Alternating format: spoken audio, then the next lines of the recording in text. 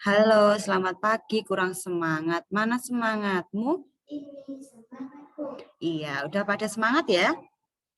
Apa kabar hari ini? Coba kalau ditanya Bu Arinta, apa kabar hari ini? Jawabnya luar biasa. Apa kabar hari ini? Luar biasa. Ya, luar biasa. Udah pada sarapan? Sudah. Udah mengisi link presensi belum ya? Sudah. Sudah. Oke, rajin-rajin semuanya. Nah, hari ini kita akan melanjutkan pembelajarannya ya. Kita akan belajar tema 8, daerah tempat tinggalku, subtema 3, bangga terhadap daerah tempat tinggalku. Nah, pembelajaran 3. Biar semangat, Bu Intan mau tanya, mana semangatmu? Wah, belum pada semangat, belum sarapan, harusnya sudah sarapan ya. Mana semangatmu? Ini semangatku. Oke, hari ini kita dengan tujuan pembelajaran yaitu menjelaskan hubungan gaya dan gerak. Kedua, menjelaskan hubungan antar gaya dan gerak. Nah, ketiga, mengelompokkan tokoh dalam teks fiksi. Dan yang keempat, menjelaskan peran tokoh dalam teks fiksi. Masih ingat anak-anak hubungan gaya dan gerak? Masih. Coba diperhatikan sapinya. Sudah muncul? Sudah, coba diperhatikan. Perhatikan gambar berikut. Menurut anak-anak, jenis gaya apa yang digunakan untuk menggerakkan gerobak yang ditumpangi pemain karapan sapi? Yo. Apa pengaruh gaya terhadap gerobak tersebut? Ayo diskusikan. Coba, ada gambar karapan sapi. Itu pengaruhnya apa ya? Semula sapinya bagaimana? Iya, mula-mula sapinya diam. Ketika diberi gaya, sapinya itu akan bergerak. Nah, gaya memiliki hubungan terhadap gerak suatu benda. Ada apa saja? Coba diingat-ingat dulu. Nafis. Hubungan gaya ada apa saja, yo? Benda diam. Contohnya apa? Ya, mobil. Kenapa mobil?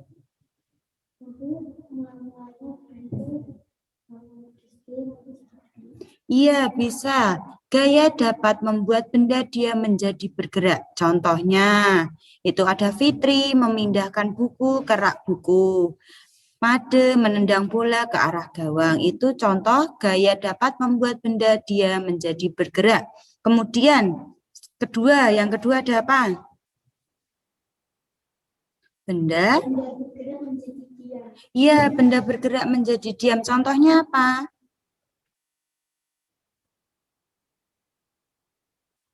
Ya, contohnya ada contohnya. Ketika menendang bola, kemudian bolanya dikapakan? Ditangkap. Ini mengerem sepeda yang melaju, menangkap bola, menahan gerakan bola. Kita lanjutkan. Gaya dapat mengubah arah gerak benda. Contohnya apa itu? Anggun dibaca agak keras ya.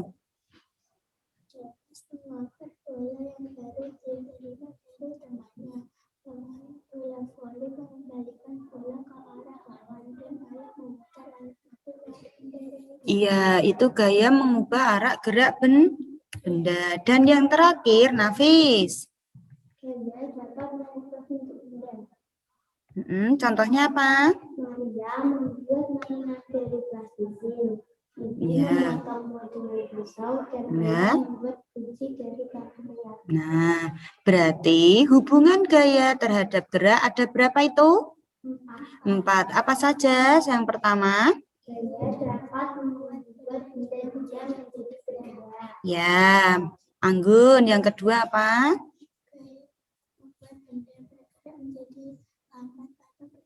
Ya, ketiga Nafis. Ya, dan yang terakhir gaya dapat mengubah bentuk benda. Sampai sini ada yang mau ditanyakan? Tidak paham ya? Tahu ya? Oke, nah Coba perhatikan. Apa pengaruh gaya terhadap benda yang ditangkap oleh penjaga gawang? Ada yang tahu? Anggun, menurut Anggun ini apa yang terjadi pengaruh gayanya? Yo. Nafis, coba apa pengaruh gaya terhadap benda ini? Iya, betul sekali. Bendanya kan tadi bolanya ditendang, kemudian ditangkap sama penjaga gawang. Berarti bolanya itu bergerak, ketika ditangkap menjadi diam atau berhenti. Betul. Gaya dapat membuat benda bergerak menjadi lambat atau berhenti. Ada nih, menjelaskan hubungan antara gaya dan gerak. Coba Nafis dibaca agak keras.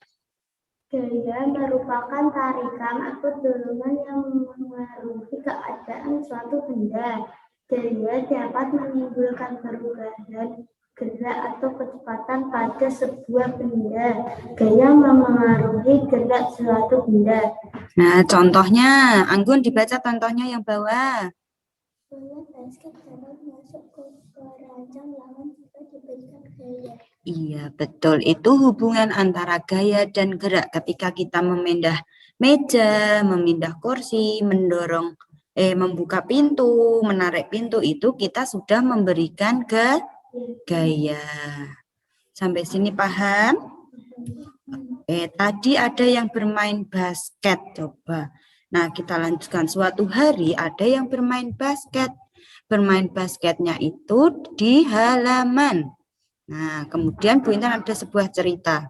Dalam teks fiksi terdapat tokoh dan tokoh tambahan. Tokoh utama dan tokoh tambahan. Masih ingat?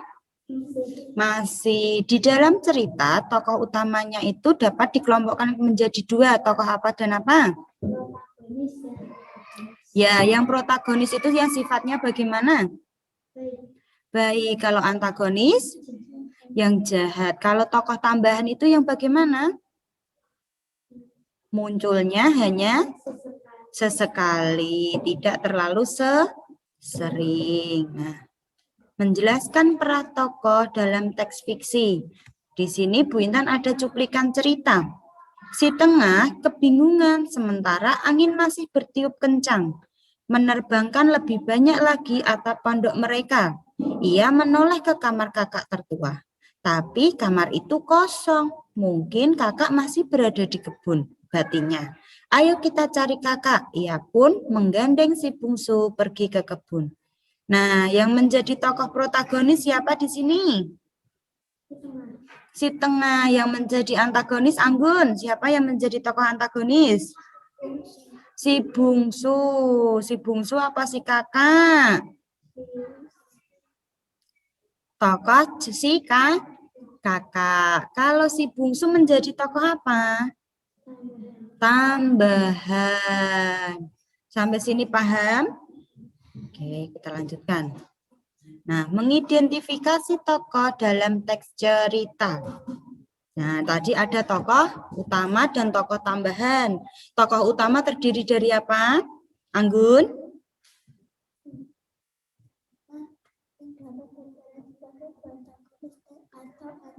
Ya, kemudian yang kedua ada tokoh apa, Napis? Iya, tokoh tambahan. Kita lihat nih. Ayo bacalah cerita Aladin dan Lampu Wasiat. Yo, dengarkan ya. Jauh di gurun Arab, Putri Jasmine tinggal bersama ayahnya, Sultan Agrabah, dan harimaunya, Raja. Sultan mengatakan Jasmine harus segera menikah dengan satu orang pangeran. Tapi untuk melepaskan Aladin, Jafar merupakan orang jahat yang ingin merebut kekuasaan Sultan Agrabah, ayah dari Putri Jasmine. Di dalam gua, Aladin tetap tidak mau memberikan lampu ajaib. Mereka hidup bahagia selama-lamanya.